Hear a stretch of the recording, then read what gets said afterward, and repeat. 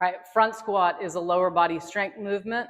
It's more knee dominant, so you use your quads more than you would on a back squat, which is more hip dominant, where you're using your glutes and hamstrings a little bit more.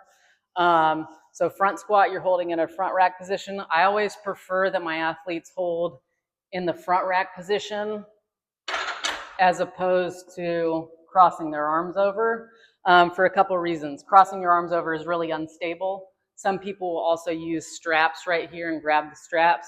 If you've got really bad wrist problems, I understand, but if you don't have any wrist problems, I would suggest going that front rack position because it translates really, really well into your Olympic lift, into your clean and your hang clean where you're catching in that exact same position. Okay, front squat, on any sort of squat, you're going generally, and everybody's a little bit different, feet a little bit wider than your hips, toes are out just a little bit. It's really hard to go toes straight ahead because your hips can't work that way. You've got to open up your hips a little bit by turning your toes out just a little bit. So just a little bit wider than your hips, toes straight out.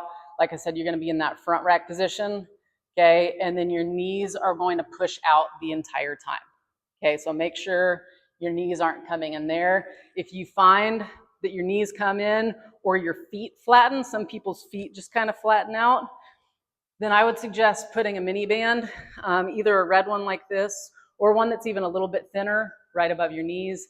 That just kind of cues your body to push those knees out the entire time rather than letting them collapse or letting your feet collapse in, okay?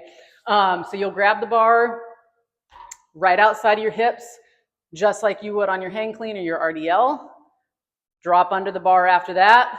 After that, you're gonna take a belly breath, hold that position, and then sink your hips just essentially straight down into the movement, okay? So grabbing right outside of your hips, okay? Underneath the bar, bar is just resting on my fingertips.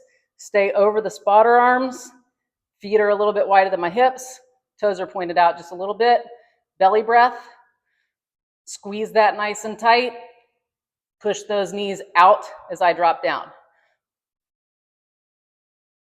Okay, goal is to get your femur parallel to the floor, so that wouldn't be low enough. Okay, all the way down until femur is parallel to the floor. The biggest thing is keeping your ribs stacked on top of your hips. Okay, so that's why I say take that belly breath, set it nice and tight. That way they can't move. That way you're not getting there when you drop down.